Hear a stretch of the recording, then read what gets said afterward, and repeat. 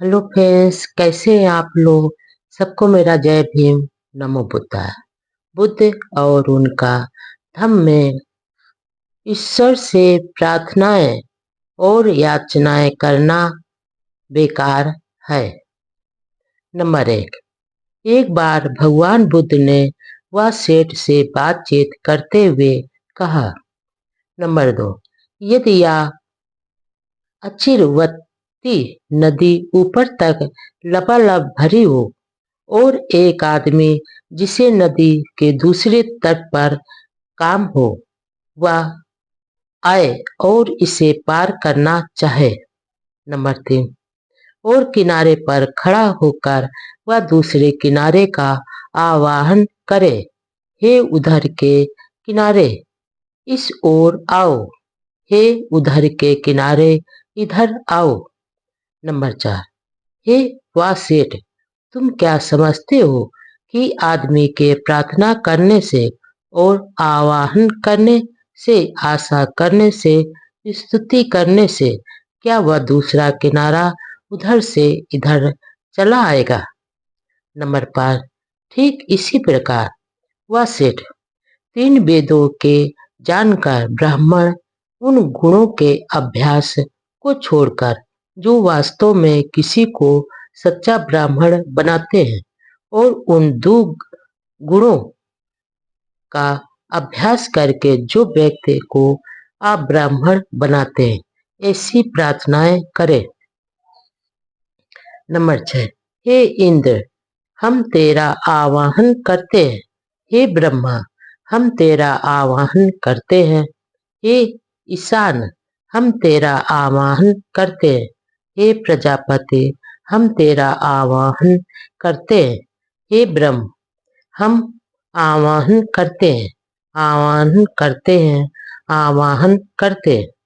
Number 7, वह सेठ वास्तव में ऐसी प्रार्थना, ऐसा आवाहन, ऐसी आशा और ऐसी स्तुति करने के कारण ये ब्राह्मण अपनी मृत्यु के बाद क्या ब्रह्मा में लीन हो जाएंगे।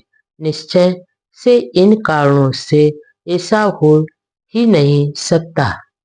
मृत्यु के बाद के जीवन की चिंता व्यर्थ है। नंबर 1, एक बार पूज्य भिक्षु महाकश्यप तथा भंते सारपुत्र वाराणसी के पास ऋषि पतन के मृग दाव में ठहरे हुए थे। नंबर 2, भंते सारपुत्र शाम के समय ध्यानावस्था से उठकर भंते महाकश्यप के पास गए और एक ओर बैठ गए। नंबर 3, इस प्रकार बैठे हुए सारपुत्र ने भंते महाकश्यप से कहा, कश्यप, क्या तथागत मृत्यु के पश्चात रहते हैं।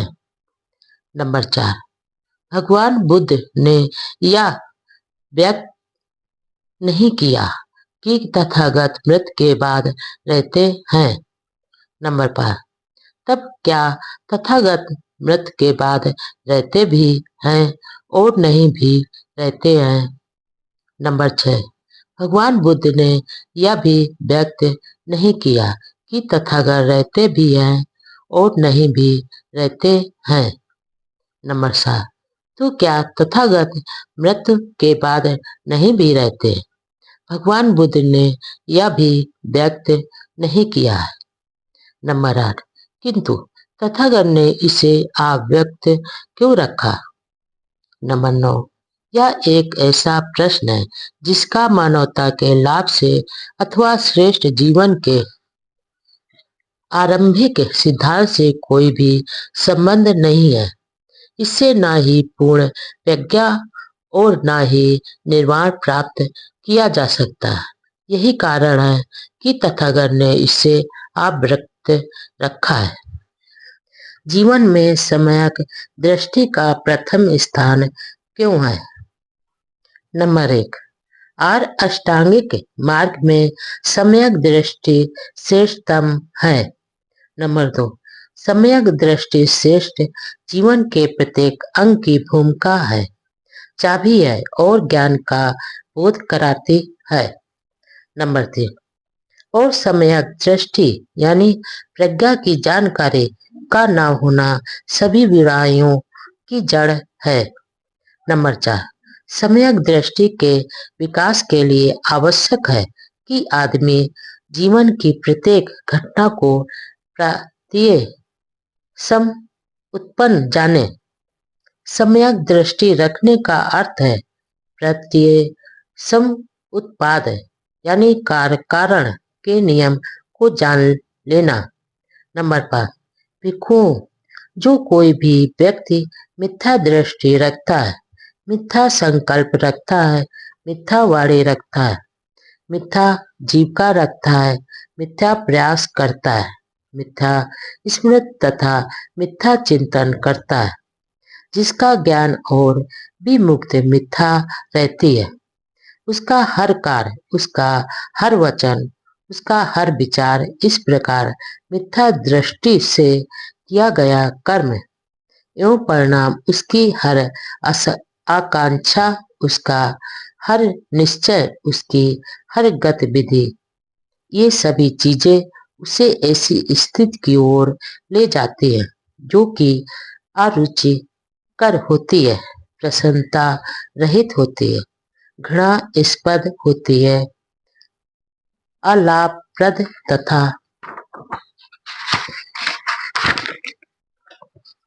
दुखद होती है।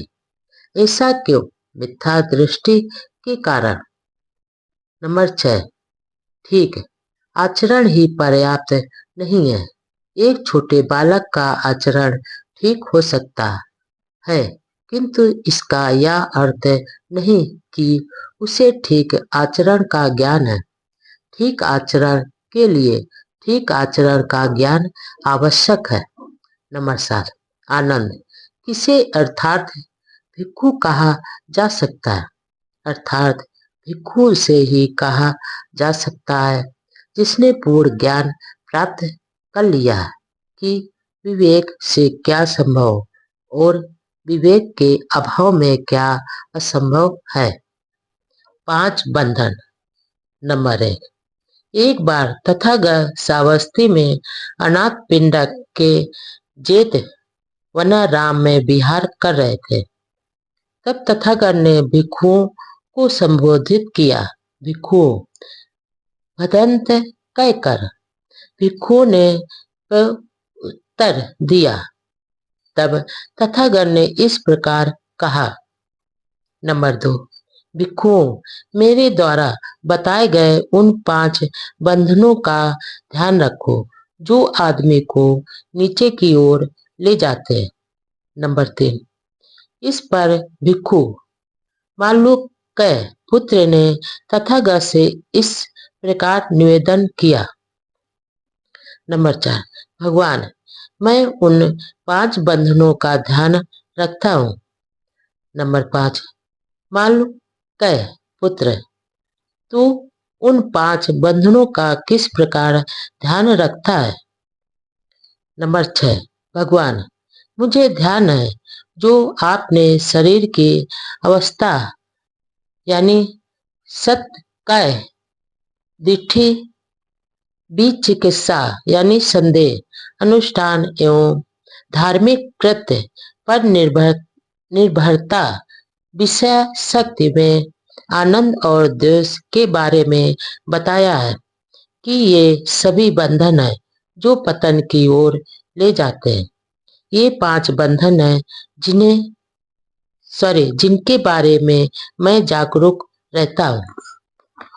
नंबर 7, मालूक्य पुत्र, ये 5 बंधन किसके लिए बताए गए?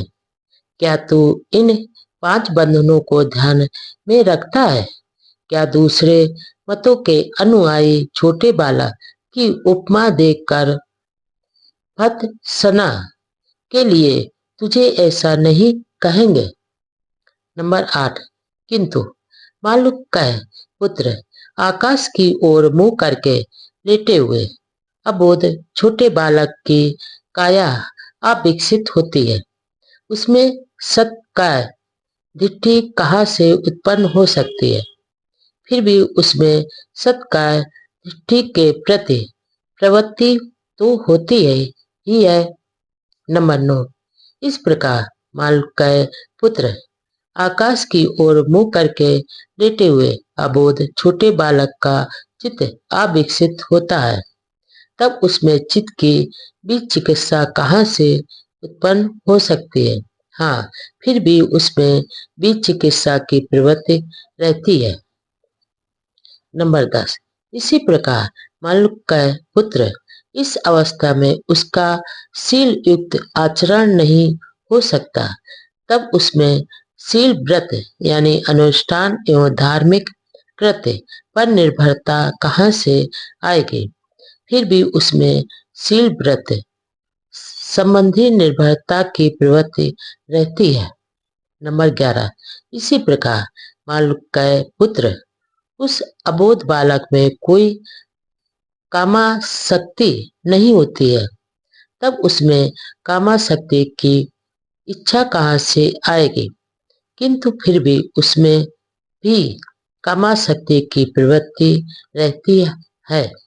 नंबर 12, इसी प्रकार मालूकय पुत्र उस अबोध बालक के लिए अभी प्राणियों का अस्तित्व ही नहीं है, तब उसके मन में प्राणियों के प्रति द्वेष कहाँ से आएगा? हाँ, फिर भी उसमें द्वेष की प्रवृत्ति तो रहती ही है।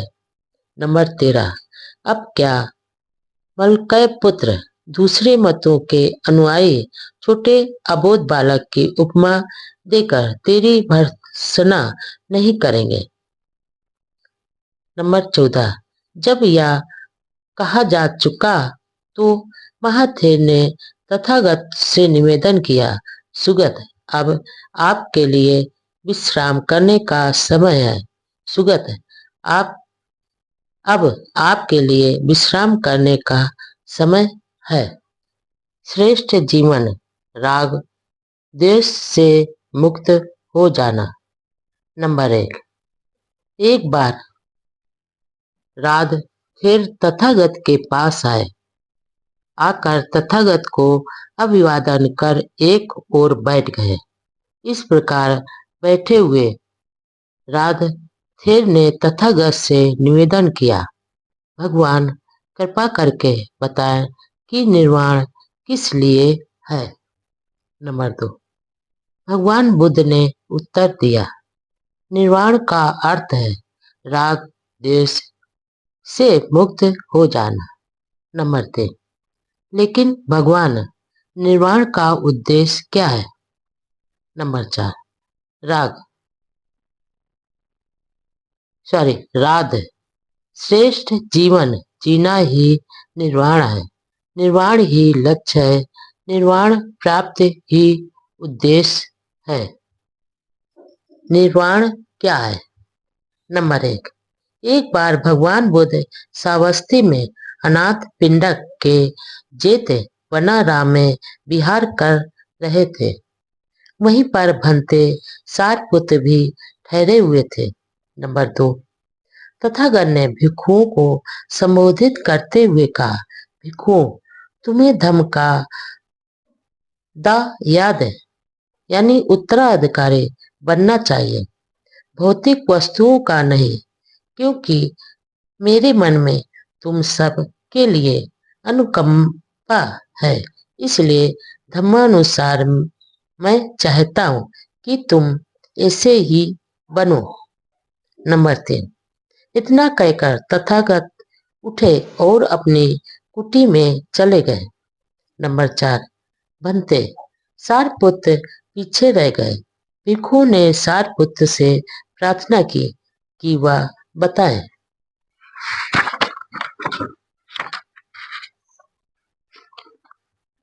कि निर्वाण क्या है। नंबर 5, तब सारपुत्र ने भिक्षु को उत्तर देते हुए कहा, भिक्षु, तुम जानते हो कि लोभ अकुशल धर्म है, द्वेष अकुशल धर्म है। नंबर 6, इस लोभ और द्वेष के त्याग हेतु एक मध्यम मार्ग है जो हमें आंख देने वाला है, ज्ञान देने वाला है, शांति, प्रज्ञा, बोधि तथा निर्वाण की ओर ले जाने वाला है। नंबर 7, यह माध्यम मार्ग क्या है?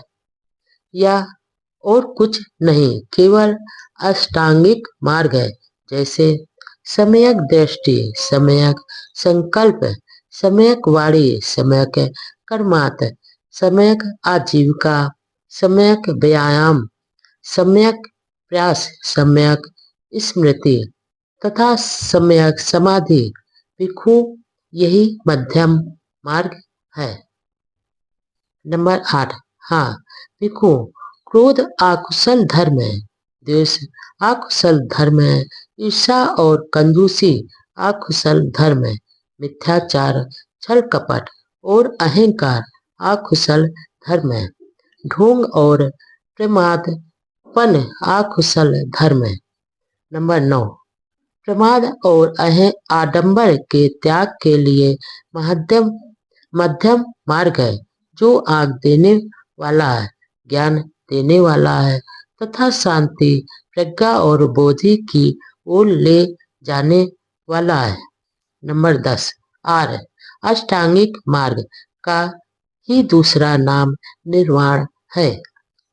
नंबर 11, इस प्रकार महाथेर सारपुत्र ने कहा तो सभी भिक्षुओं ने आनंदित होकर उनका अनुमोदन किया। चाहे दूसरे कुछ भी करें, तुम शील का पालन करो। नंबर 1, सभी अकुशल विचारों का त्याग करो। नंबर 2, अकुशल विचारों के मिटा देने का यह मार्ग है। नंबर 3, तुम्हें यह संकल्प करना होगा कि चाहे दूसरे लोग हानि करने वाले हों, किंतु तुम किसी को हानि नहीं पहुंचाओगे। नंबर 4, चाहे दूसरे हिंसा करें, किंतु तुम कभी हिंसा नहीं करोगे। नंबर 5, चाहे दूसरे चोरी करें, किंतु तुम कभी चोरी नहीं करोगे।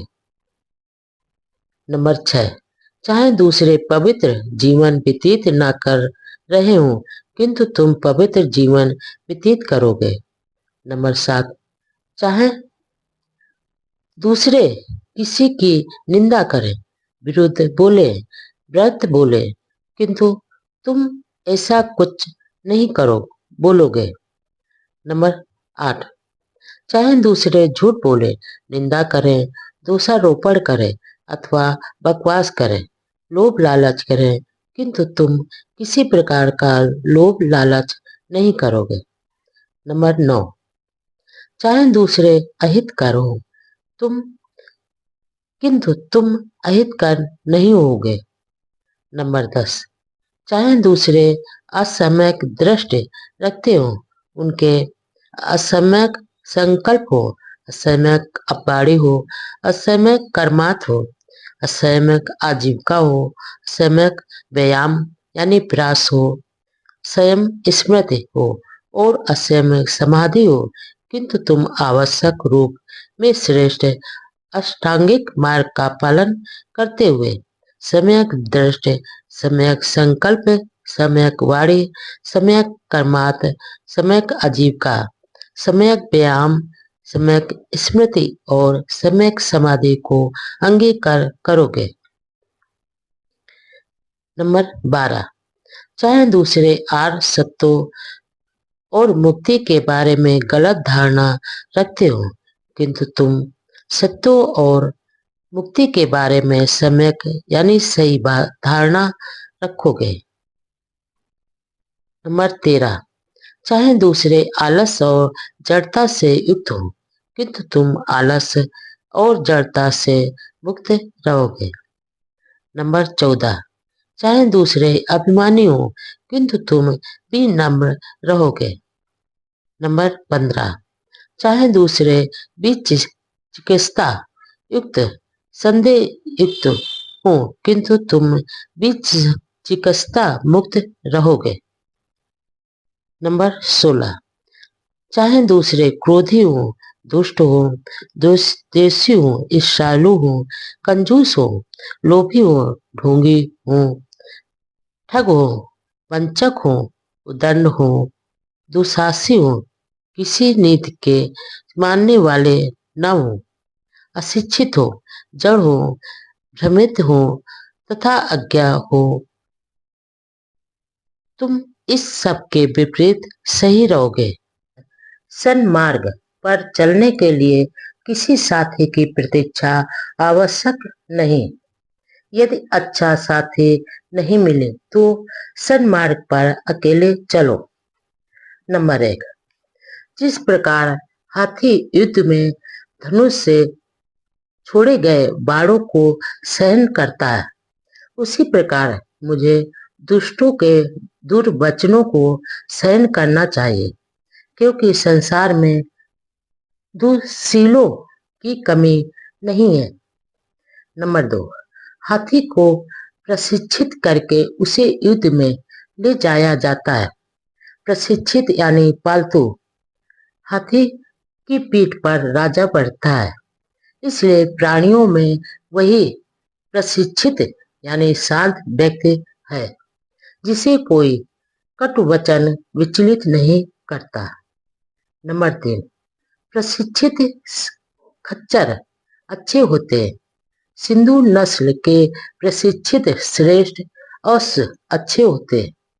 प्रशिक्षित बलशाली हाथी अच्छा होता है। स्वयं संयत व्यक्ति सभी प्राणियों में श्रेष्ठ होता है।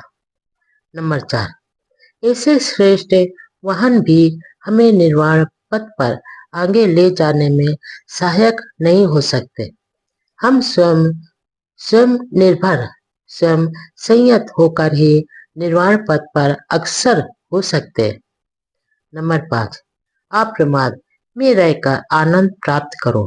अपनी स्मृति के प्रति जागरूक रहो, कभी प्रमाद मत करो। स्वयं को कुपथ से हटाकर सुपथ पर लाओ, जैसे हाथी को दलदल से निकाल रहे हो। नंबर 6, यदि तुम्हें कोई श्रेष्ठ दृढ़ बुद्धिमान साथी मिल जाए तो अपनी सभी चिंताओं को छोड़कर उसके साथ प्रसन्नता पूर्वक विचरण करो। नंबर 7, यदि तुम्हें कोई श्रेष्ठ दृढ़ बुद्धिमान साथी नहीं मिले तो जिस प्रकार शत्रु द्वारा पीछा किए जाने पर राजा सीमा को छोड़कर चला जाता है, उसी प्रकार तुम भी जंगल में अकेले विचरण कर रहे हाथी की तरह एकांत में चले जाओ। नंबर 8, एकांत का जीवन उत्तम है। मूर्खों का साथ अच्छा नहीं हो सकता। अकेले रहो, कोई पाप कर्म मत करो। अल्प असत्ताओं के साथ अकेले रहो। जिस प्रकार जंगल में बलशाली हाथी अकेला विचरण करता है। देखें, सदाचरण में संपूर्णता कैसे प्राप्त की जाए। नंबर 1, एक समय जब भगवान बुद्ध श्रावस्ती में जेतवनाराम में विराजमान थे, उनके पास 500 उपासक आए। उनमें से एक का नाम धम्मिक था। नंबर 2, धम्मिक ने तथागत से पूछा, किन आदर्शों द्वारा आपके श्रावक सदाचरण में पूर्णता प्राप्त करते हैं। नंबर 3, मैं आपसे यह प्रश्न इसलिए पूछता हूँ क्योंकि आप जन कल्याण के अनुपम शास्ता है। नंबर 4, प्रशिक्षित जैन लोग और परिवाजक आपसे पार नहीं पा सके। विद्वान आयु प्राप्त वृद्ध ब्राह्मण अन्य जन के साथ अपना मत व्यक्त करने के इच्छुक आपके सत्य वचन के अनुयायी बन जाते हैं। आपके द्वारा उपदिष्ट सत्य सूक्ष्म है, किंतु अत्यंत सुअख्यात है, जिसे सुनने के लिए सब लोग तरसते हैं। भगवान कृपा करके हमें इस प्रश्न का उत्तर दें। नंबर 5, भगवान, हम उपासकों को आपके मुख से आपका परिशुद्ध धम्म सुनने को मिले। नंबर 6, अपने उपासकों पर करुणा करने वाले तथागत ने उन व्रती उपासकों को कहा, ध्यान से सुनो, मैं तुम्हें सुधाचरण के आदर्श समझाता हूँ। सुनो और उनके अनुसार आचरण करो। नंबर 7, हत्या न करो, जान से नहीं मारो, ना ही हत्या का अनुमोदन करो। किसी भी सबल अथवा दुर्बल प्राणी के साथ हिंसा नहीं करनी चाहिए। नंबर 8, किसी भी उपासक को जानबूझकर चोरी नहीं करनी चाहिए, ना ही चोरी करानी चाहिए। दूसरे जो कुछ दे बस वही लेना चाहिए। नंबर 9, व्यभिचार को आग के गड्ढे के समान समझकर उससे दूर रहे अथवा स्वयं संयमी न हो पाने पर किसी विवाहित स्त्री का चरित्र न बिगाड़े। नंबर 10, किसी परिषद में, अदालत में या बातचीत में झूठ न बोले, न किसी को झूठ बोलने के लिए प्रेरित करे अथवा उसका समर्थन करे, असत्य का त्याग करे। नंबर 11, उपासक को चाहिए कि इस नियम का पालन करे, नशीले पदार्थों को ग्रहण न करे, किसी को इसका पान न कराए, किसी के नशीले पदार्थ पान करने का अनुमोदन न करे। विचार करें कि शराब आदमी को कैसे पागल बनाकर पतन की ओर ले जाती है। नंबर 12, शराब के नशे में उपासक पाप कर बैठते हैं तथा दूसरे प्रमादी उपासकों को पाप में प्रवृत्त करते हैं। इसलिए इस पागल बनाने वाले व्यसन का, इस मूर्खता का, इस मूर्खों के स्वर्ग का परित्याग करें।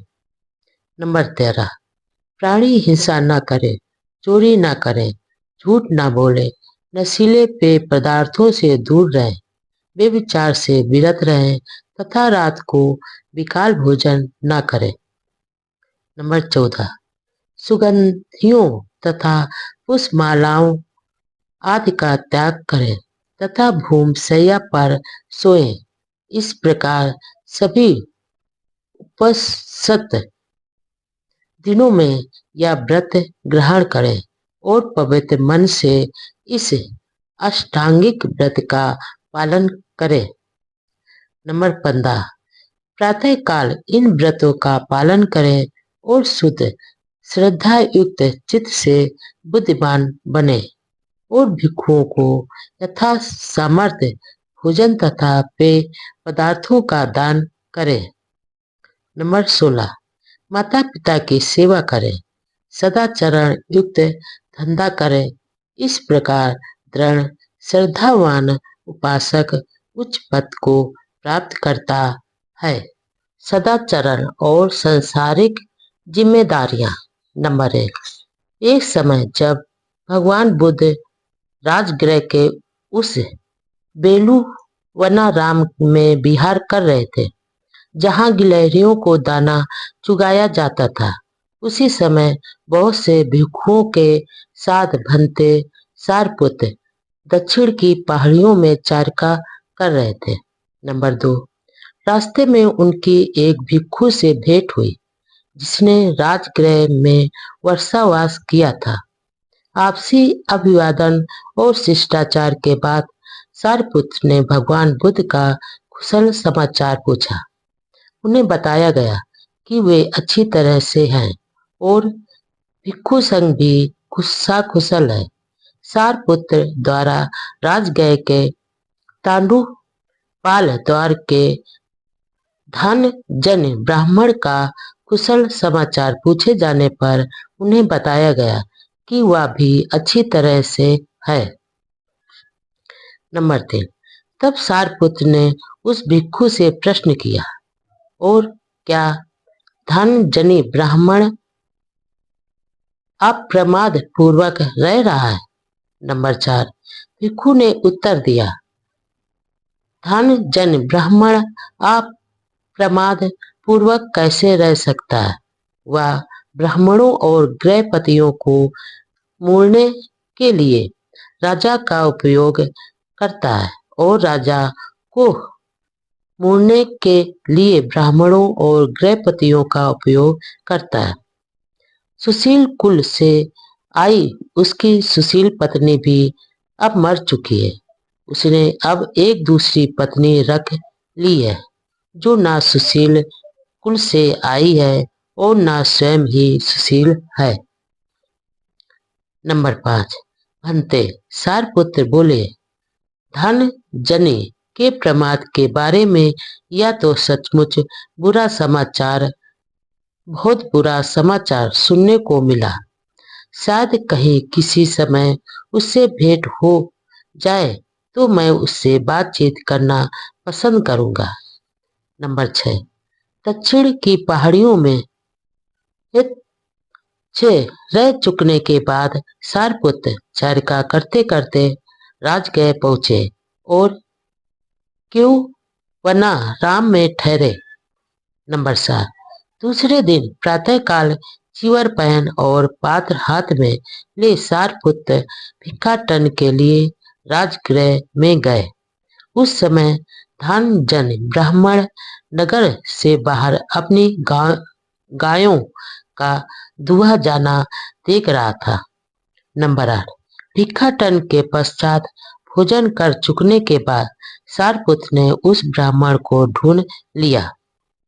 सारपुत्र को आता देख वह ब्राह्मण उन्हें मिलने के लिए आया और बोला कि भोजन से पूर्व या दूध पीने का समय है। नंबर 9। ब्राह्मण, नहीं, मैंने आज का भोजन कर लिया और अब माध्य के समय एक वृक्ष की छाया के नीचे विश्राम करूंगा। मुझे मिलने के लिए आप वहां आना। नंबर 10। धनजने ने स्वीकार किया और स्वयं खाना खा चुकने के बाद सारपुत्र के पास आया और अभिवादन करके बैठ गया। नंबर 11। सारपुत्र ने ही बातचीत आरंभ की। धनजने, क्या मैं विश्वास करूं कि तुम में अप्रमाद, जिज्ञासा और सदाचरण है। नंबर 12। ऐसा कैसे हो सकता है जब अपनी खाने पीने की चिंता करने के अतिरिक्त मुझे अपने माता पिता, पत्नी और परिवार, दास और सेवकों का भरण पोषण करना पड़ता है। अपने परिचितों, मित्रों, रिश्तेदारों और अतिथियों का आतिथ्य करना पड़ता है। अपने मृत पितरों का श्राद्ध भी करना पड़ता है। देवताओं को भी बलि देनी पड़ती है और राजा को भी कर चुकाना पड़ता है। नंबर 13। धनजने, तुम क्या सोचते हो?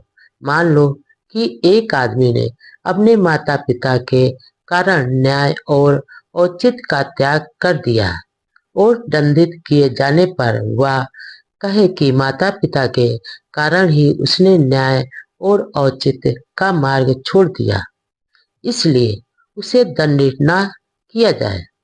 नंबर 14। नहीं, इन सभी अनुरोधों के बावजूद जेलर उसे जेल में डाल देगा। नंबर 5। क्या इससे उसे कोई लाभ होगा? यदि वह स्वयं की ओर से अथवा पत्नी और परिवार के हित का तर्क प्रस्तुत करते हुए कहे कि उनके कारण ही उसने न्याय और औचित्य के पद का त्याग कर दिया था। नंबर 16। नहीं। नंबर 17।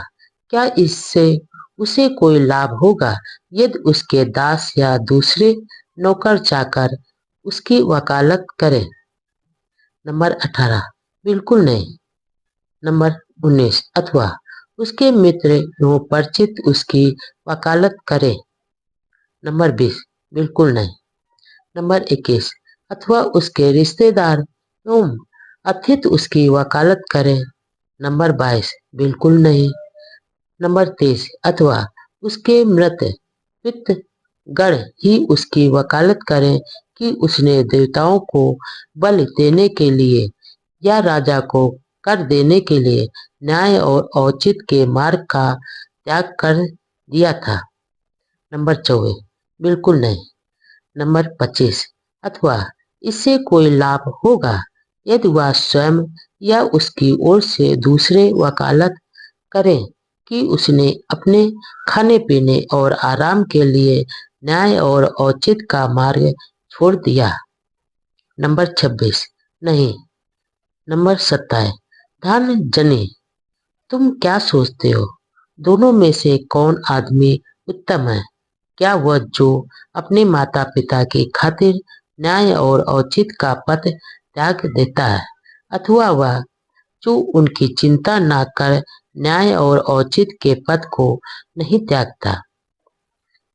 नंबर 28, धनजनी ने उत्तर दिया, बाद वाला, क्योंकि न्याय और औचित्य के पथ पर चलना ही न्याय और औचित्य के पथ का त्याग करने से अच्छा है।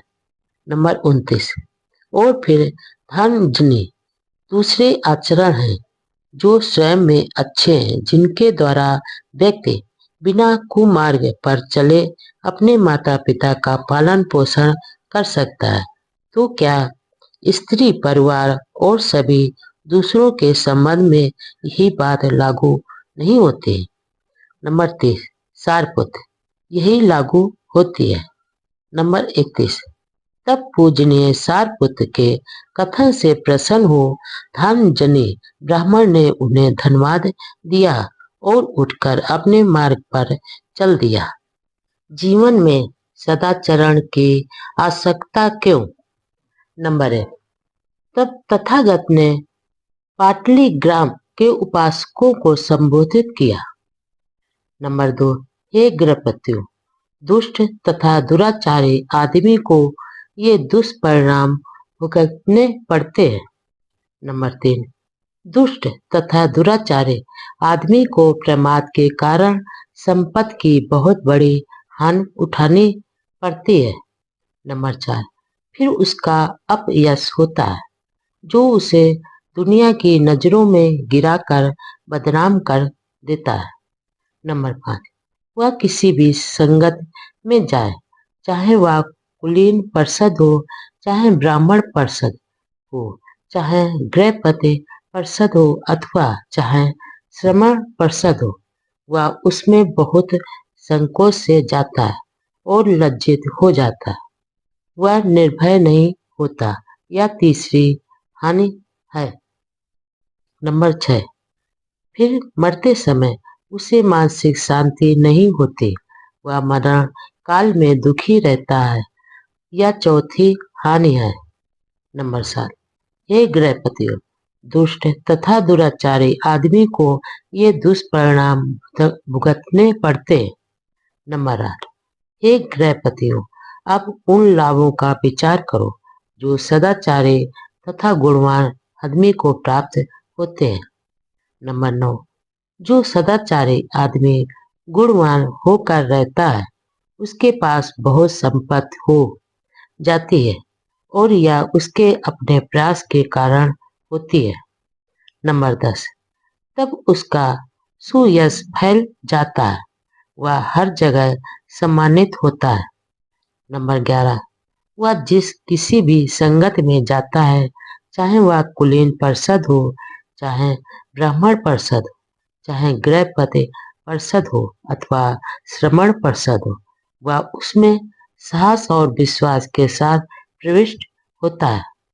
नंबर 12, फिर उसे मानसिक शांति प्राप्त रहती है। मरते समय वह चित्त की शांति के साथ शरीर त्यागता है। नंबर 13, मूर्ख आदमी पाप करते समय यह नहीं जानता कि वह पाप कर रहा है। उसके अपने पाप कर्म उसे अग्नि के समान जला देते हैं। नंबर 14, जो कोई किसी अहानिकार और निर्दोष व्यक्ति को दुख देता है, वह या तो भीषण विनाश को प्राप्त होता है, या उसका चित्त विक्षिप्त हो जाता है, या उसके नातेदारों की हानि होती है, या उसका सभी धन हानि को प्राप्त होता है। सदाचरण क्या है? नंबर 1, एक बार जब भगवान बुद्ध कौशल में महान भिक्षु संघ सहित भिक्षा हेतु चारिका कर रहे थे, तो वह साला नामक एक ब्राह्मण ग्राम में पहुंचे। यह ग्राम कौशल जनपद में पड़ता था। नंबर 2, साला ग्राम के ब्राह्मण मुखियों ने सुना कि चारिका करते हुए भगवान बुद्ध उनके कौशल जनपद में स्थित गांव में आए हैं। नंबर 3, उनको लगा कि भगवान बुद्ध के दर्शनार्थ जाना अच्छा है, इसलिए साला ग्राम के ब्राह्मण भगवान बुद्ध के पास गए और कुशल क्षेम पूछकर एक ओर बैठ गए।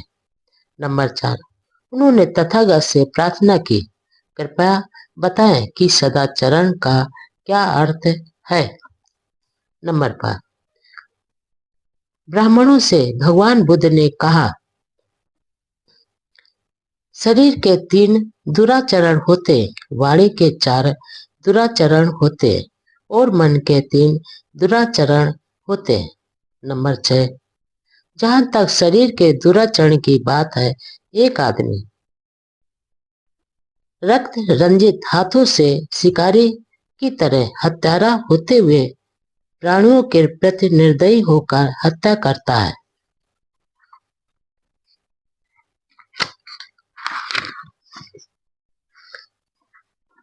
अथवा वह गांव या जंगल में पराई वस्तु को चोरी की नियत से बिना दिए हुए अपना बना लेता है, अथवा वह माता पिता भाई बहन अथवा अन्य संबंधियों की अधीनता में रहने वाले अविवाहित लड़कियों से और ऐसी लड़कियों से भी व्यभिचार करता है जिनकी मंगनी यानी सगाई हो गई है, जिनके गले में मंगनी की माला पड़ चुकी है।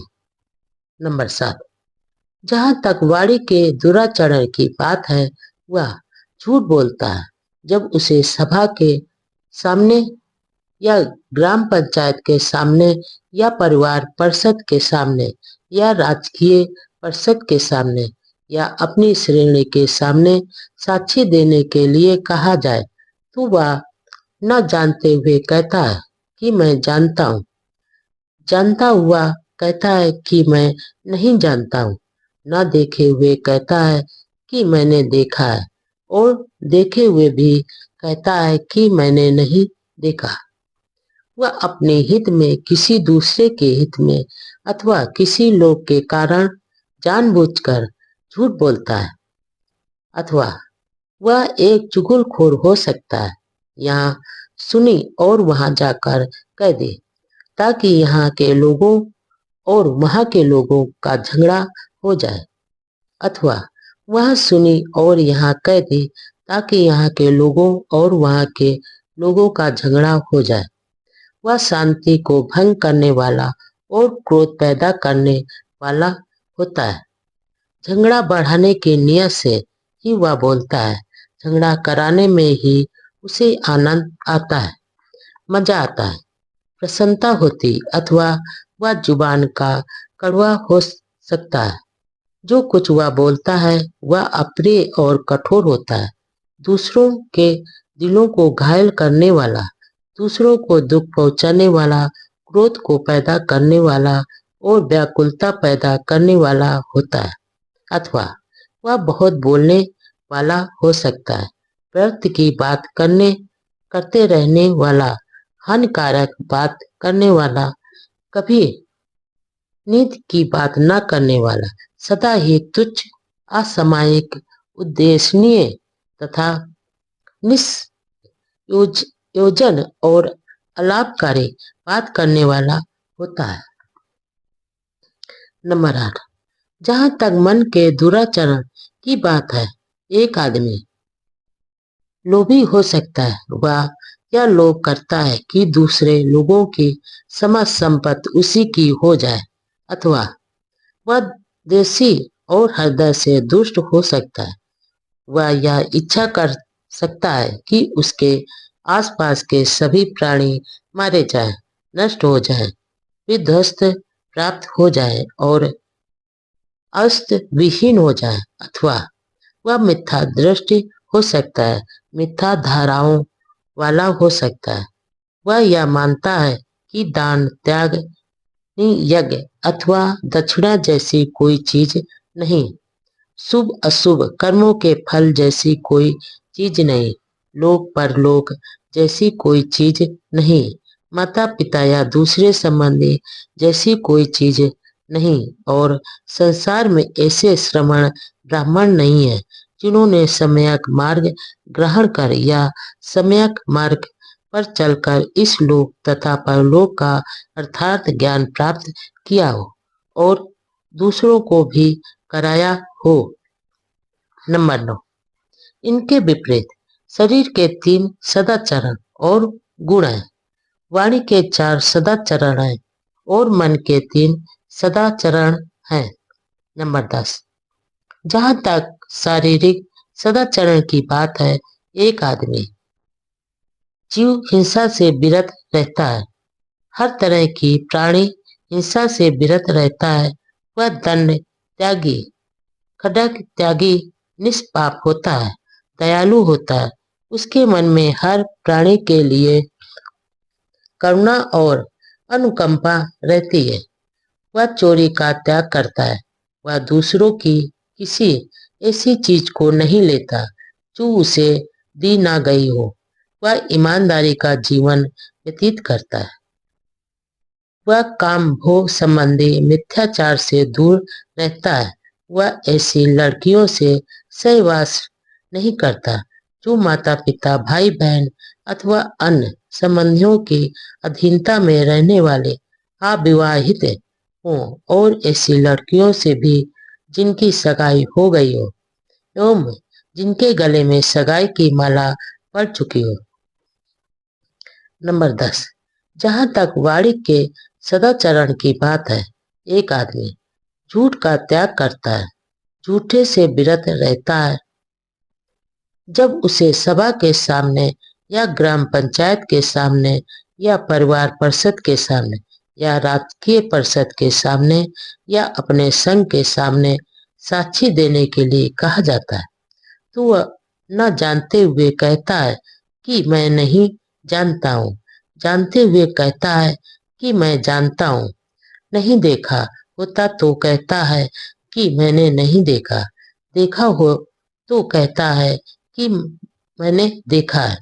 वह अपने हित में या दूसरे लोगों के हित में अथवा किसी तुच्छ लाभ के कारण जानबूझकर झूठ नहीं बोलता, वह झूठी निंदा नहीं करता, वह वहां सुनी को यहाँ नहीं कहता जिससे वहां के लोगों और यहाँ के लोगों में झगड़ा हो जाए, सौहार्द को बढ़ाने वाला और मैत्री को स्थापित करने वाला होता है, शांति स्थापित करने के उद्देश्य से ही वह बोलता है, मेल मिलाप कराने में ही उसे आनंद आता है, प्रसन्नता होती और हर्ष होता है, उसकी बाड़ी में कड़वाहट नहीं होती और वह कटु बात से दूर रहता है, जो कुछ भी वह बोलता है उसमें कटुता नहीं होती, आनंद होता है, मैत्री होती है, निश्चलता होती है, उसमें शिष्टता होती है, वह स्वीकार करने योग्य होता है और उसका सभी स्वागत करते हैं, वह गप मारने वाला नहीं होता, वह गप से दूर रहता है, समयानुसार सत्य के अनुरूप बोलता है, जो सदा लाभकारी होता है, सिद्धांत के अनुसार होता है, ऐसी बात बोलता है जो समय अनुकूल हो, ऐसी बात जो याद रहे, ऐसी बात जो ज्ञान से भरी हो, ऐसी बात जो ठीक से कही गई हो तथा ऐसी बात जो हितकर हो। नंबर 12, जहां तक विचारों में सदाचरण की बात है, वह आदमी लोभ से रिक्त होता है, वह कभी यह नहीं चाहता कि दूसरे लोगों की सारी संपत्ति पर उसका अपना अधिकार हो जाए, वह कभी अपने मन में द्वेष अथवा दुष्टता को स्थान नहीं देता। उसकी यही इच्छा रहती है कि उसके आसपास के सभी प्राणी शांति और सुख के साथ रहे, सुरक्षित रहे, हर प्रकार की शत्रुता और अत्याचार से बचे रहे। उसका दृष्टिकोण सम्यक होता है तथा उसके संकल्प और धारणाएं भी ठीक होती है। नंबर 13, हे ब्राह्मणों, सदाचरण तथा दुराचरण से मेरा यही अभिप्राय है। नंबर 1, एक बार जब भगवान बुद्ध श्रावस्ती के जेतवनराम में विहार कर रहे थे तो उन्होंने गृहपतियों को संबोधित किया। नंबर 2, गृहपतियों, पवित्र और सुखी जीवन के लिए शुभ संकल्पों का पालन करने की नितांत आवश्यकता है। नंबर 3, मैं तुम्हें बताता हूँ कि तुम्हारे शुभ संकल्प कैसे होने चाहिए। नंबर 4, संकल्प लो कि मैं जीवन भर अपने माता पिता का सहारा बना रहूं। मैं अपने कुल के मुखिया का सदा आदर करता रहूं। मेरी वाणी मधुर हो। मैं किसी के बारे में भी बुरा ना कहूं। मैं घर में उदारशील, निर्मल, दान देने में प्रसन्न रहकर जो कुछ मेरे पास हो उसे दूसरों में भी बांटूं। नंबर 5, मैं जीवन पर्यंत इच्छा रहित रहूं और यदि मुझ में क्रोध पैदा हो तो मैं तुरंत उस पर संयम पालूं। नंबर 6, गृहपतियों, ये 7 संकल्प हैं जिन्हें अपनाने और पालन करने से तुम सुख और पवित्रता की स्थिति प्राप्त कर सकोगे। शुभ कर्म करने की आवश्यकता क्या? कुशल कर्मों के आनंदमयी फल। नंबर 1, एक अवसर पर भगवान बुद्ध ने भिक्षुओं को इस प्रकार संबोधित किया। नंबर 2, भिक्षुओं, कुशल कर्म करने से मत डरो। यह कुशल कर्म ही सुख का दूसरा नाम है, जिसकी हम इच्छा करते हैं, जो प्रिय है, जो आनंददायी है। भिक्षुओं, मैं स्वयं साक्षी हूँ कि मैंने स्वयं चिरकाल तक शुभ कर्मों से इच्छित प्रिय तथा आनंददायी फल का उपयोग किया है। नंबर 3, मैं प्रायः अपने आप से पूछता हूँ कि यह किस कुशल कर्म का फल है, यह किस कुशल कर्म का परिणाम है कि मैं इस समय इतना प्रसन्न और सुखी हूँ। नंबर 4, जो उत्तर मुझे मिलता है वह यह है कि यह 3 कुशल कर्मों का फल है। यह दान, शील तथा स्वयं के संयम जैसे 3 कुशल कर्मों का ही फल है। नंबर 5, वह मंगल, आनंदमय, सुख भरा, धन और अच्छा दिन होता है। शुभ समय होता है जब दान के योग व्यक्ति को दान दिया जाता है। जब शुभ कर्म, शुभ वचन तथा शुभ विचारों, शुभ आकांक्षाओं के परिणाम स्वरूप ऐसे अभ्यास करने वालों को शुभ फल की प्राप्ति होती है। नंबर 6, धन है वे लोग जिन्हें इस लाभ की प्राप्ति होती है, समृद्धि की प्राप्ति होती है। इसी प्रकार तुम भी अपने सारे सगे संबंधियों सहित रोग से मुक्त रहकर समृद्धि को प्राप्त करो। मनुष्य न्यायी व सज्जन व्यक्ति कौन? नंबर 1, भिक्षुओं को संबोधित करते हुए भगवान बुद्ध ने कहा, 4 प्रकार के लोग होते हैं जिनका भेद तुम्हें जानना चाहिए। यदि तुम पहचान करना चाहते हो कि कौन न्याय प्रिय है और कौन सच्चरित्र। नंबर 2, भिक्षुओं, कुछ लोग ऐसे होते हैं जो केवल अपनी भलाई करने के लिए प्रयास करते हैं। दूसरों के लिए नहीं। नंबर 3, भिक्षु। एक आदमी अपने काम छंद को दूर करने की कोशिश करता है, किंतु दूसरों के काम छंद को दूर करने की प्रेरणा नहीं देता। अपनी दुर्भावना को दूर करने का प्रयास करता है, किंतु दूसरों की दुर्भावना को दूर करने की प्रेरणा नहीं देता। अपनी अविद्या को दूर करने का प्रयास करता है, किंतु दूसरों की अविद्या को दूर करने की प्रेरणा नहीं देता। नंबर 4, भिक्षु। एक आदमी वास्तव में अपनी भलाई के लिए ही प्रयत्नशील रहता है, किंतु दूसरों की भलाई के लिए नहीं। नंबर 5, भिक्षु एक वर्ग ऐसे लोगों का होता है जो दूसरों की भलाई करने में ही लगे रहते हैं, अपनी भलाई में नहीं। नंबर 6, भिक्षु। एक आदमी अपने काम छंद यानी काम वासना, व्यापाद तथा अविद्या को दूर करने की कोशिश नहीं करता, किंतु दूसरों को काम छंद, व्यापाद तथा अविद्या दूर करने का उपदेश देता है। नंबर 7, भिक्षु। एक आदमी वास्तव में दूसरों की भलाई करने में लगा रहता है, अपनी नहीं। नंबर 8, भिक्षु। एक वर्ग ऐसे लोगों का होता है जो ना अपनी भलाई करने की कोशिश करता है और ना दूसरों की ही भलाई करने की कोशिश करता है।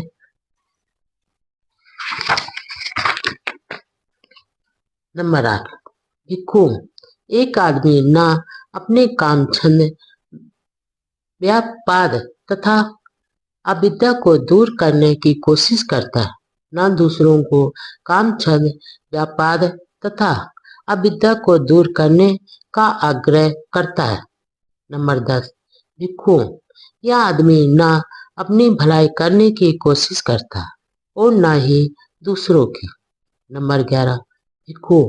कुछ लोग ऐसे होते हैं जो अपनी भलाई करने की कोशिश तो करते हैं, किंतु दूसरों की भलाई करने की कोशिश भी करते रहते हैं। नंबर 12, भिक्षु। एक आदमी अपने काम छंद, व्यापाद तथा अविद्या को दूर करने की ही कोशिश करता है तथा दूसरों से भी काम छंद, व्यापाद तथा अविद्या दूर करने का आग्रह करता है। नंबर 13, भिक्षु। ऐसा आदमी अपनी भलाई करने की भी कोशिश करता है तथा दूसरों की भलाई करने की भी कोशिश करता है।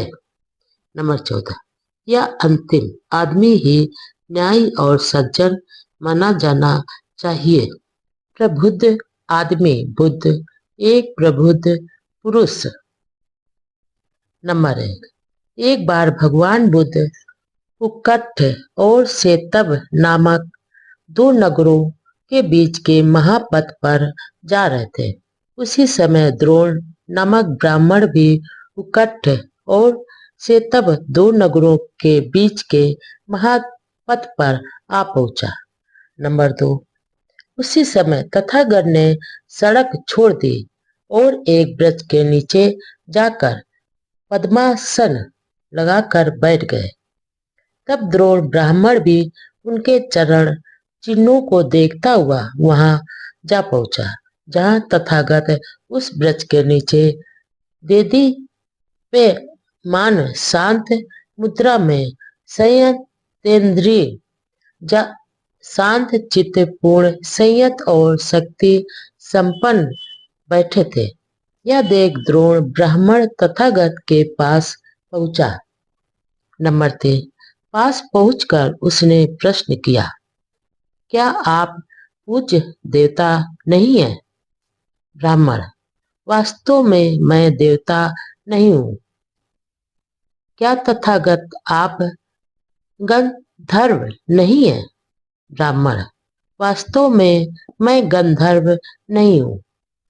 तब तथागत आप यक्ष नहीं है? ब्राह्मण, वास्तव में मैं यक्ष नहीं हूं। आप तथागत मनुष्य नहीं है।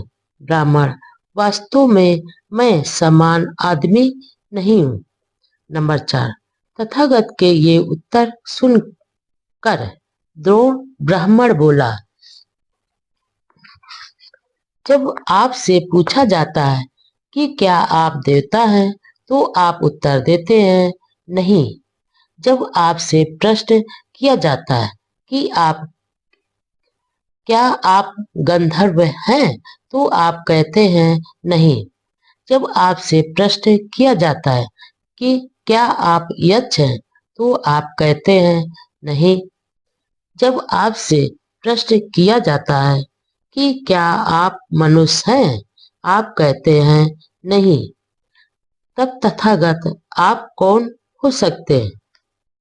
नंबर 5, ब्राह्मण, मैं अर्थात मैं एक देव, एक गंधर्व, एक यक्ष, एक मानव ही होता यदि मैंने अपने आश्रयों मलों का क्षय नहीं किया होता।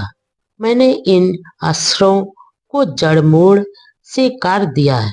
ये उस कटे ताड़ वृक्ष के समान हो गए जिसका आधार ही नष्ट हो गया हो, जिसकी जड़ पुनः नहीं निकल सकती और जो फिर से अस्तित्व में नहीं आ सकता।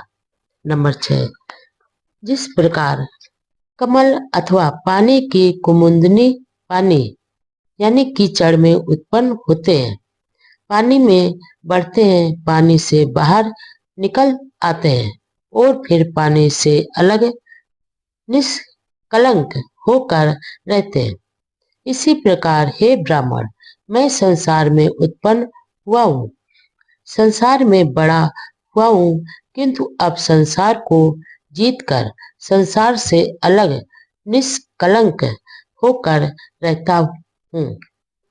नंबर 7, इसलिए हे ब्राह्मण, अब तुम मुझको बुद्ध प्रबुद्ध पुरुष जानो। संसार में सबसे श्रेष्ठ व्यक्ति कौन? नंबर 1, चारका करते समय अपनी चर्या के अनुसार भगवान बुद्ध ने साथ साथ चल रहे भिक्षुओं को यह उपदेश दिया। नंबर 2, भिक्षुओं को संबोधित करते हुए भगवान बुद्ध ने कहा, भिक्षुओं, इस संसार में 4 तरह के लोग पाए जाते हैं। नंबर 3, नंबर 1, जिसने ना कभी अपनी भलाई और ना किसी दूसरे की भलाई के लिए प्रयास किया है। नंबर 2, जिसने दूसरों का भला तो किया है किंतु अपना भला नहीं किया। नंबर 3, जिसने अपना भला किया है किंतु दूसरों का भला नहीं किया। तथा नंबर 4, जिसने अपनी तथा दूसरों की भलाई के लिए प्रयास किया है। नंबर 4, जिसने ना कभी अपनी भलाई और ना ही दूसरों की भलाई के लिए प्रयास किया है, वह शमशान की उस लकड़ी की तरह है जो दोनों सिरों से जल रही है और जिसके बीच में गोबर लगा है। उसने ना ही गांव में और ना ही जंगल में कोई अग्नि जलाई। ऐसा आदमी संसार के लिए व्रत होता है, अपने लिए भी व्रत ही होता है। नंबर 5, जो अपनी हानि करके दूसरों के उपकार के लिए प्रयास करता है, वह दोनों में अधिक अच्छा और प्रतिष्ठित होता है। नंबर 6, लेकिन भिक्षुओं, चारों तरह के आदमियों में सबसे श्रेष्ठतम, उत्तम और अग्रणी वही होता है जिसने दूसरों की भलाई के लिए प्रयास करने के साथ साथ अपनी भलाई के लिए भी प्रयास किया है। दुष्ट आदमी यानी व्यक्ति की पहचान कैसे करें? नंबर 1, चारिका करते समय साथ चल रहे भिक्षुओं को अपनी सम्मान चर्चा के अनुसार भगवान बुद्ध ने इस प्रकार उपदेश दिया। नंबर 2, भिक्षुओं को संबोधित करते हुए भगवान बुद्ध ने कहा, क्या तुम जानते हो कि दुष्ट आदमी की पहचान क्या है? भन्ते, नहीं, भिक्षु ने उत्तर दिया। नंबर 3, मैं तुम्हें एक दुष्ट आदमी के लक्षण बतलाता हूँ। नंबर 4, कोई कोई आदमी ऐसा होता है जो पूछे जाने पर तो कहना ही क्या, बिना पूछे ही दूसरों के अवगुणों को बताता फिरता है, लेकिन पूछे जाने पर, प्रश्न किए जाने पर वह बिना ढके बिना दबाए दूसरों के अवगुणों को बहुत विस्तार से बताता है। देखो, ऐसा आदमी दुष्ट होता है। नंबर 5, कोई कोई आदमी ऐसा होता है जो ना पूछे जाने पर तो कहना ही क्या, पूछे जाने पर भी दूसरे के गुण नहीं बताता, पूछे जाने पर, प्रश्न किए जाने पर वह दूसरों के बारे में अच्छा बोलता है। नंबर 6, कोई कोई आदमी ऐसा होता है जो ना पूछे जाने पर तो कहना ही क्या, पूछे जाने पर भी अपने अवगुण प्रकट नहीं करता, पूछे जाने पर, प्रश्न किए जाने पर ही वह अपने अवगुण प्रकट करता है, लेकिन उन्हें ढकता है और छिपाता है और उनका पूरा ब्यौरा नहीं बताता। देखो, ऐसा आदमी दुष्ट आदमी होता है। नंबर 7, देखो, कोई कोई आदमी ऐसा होता है जो पूछे जाने की तो बात ही क्या, बिना पूछे जाने पर भी अपने गुणों को प्रकट करता है, पूछे जाने पर वह बिना ढके बिना छिपाए और विस्तार में अपने सद्गुणों का वर्णन करता है। देखो, ऐसा आदमी दुष्ट आदमी होता है। आदमी का पतन कैसे होता है? नंबर 1, एक बार भगवान बुद्ध श्रावस्ती के निकट अनाथ पिंडक के जेतवन राम में विहार कर रहे थे। नंबर 2, अर्धरात्रि बीतने पर एक देवता अपने प्रकाश से जेतवन को आलोकित कर तथागत के पास आया और पास आकर श्रद्धा पूर्वक अभिवादन करके एक ओर खड़ा हो गया। इस प्रकार खड़े उसने तथागत से निवेदन किया। नंबर 3, तथागत, मैं आपकी सेवा में प्रश्न पूछने के लिए उपस्थित हुआ हूँ। कृपया बताएं कि आदमी का पतन कैसे होता है।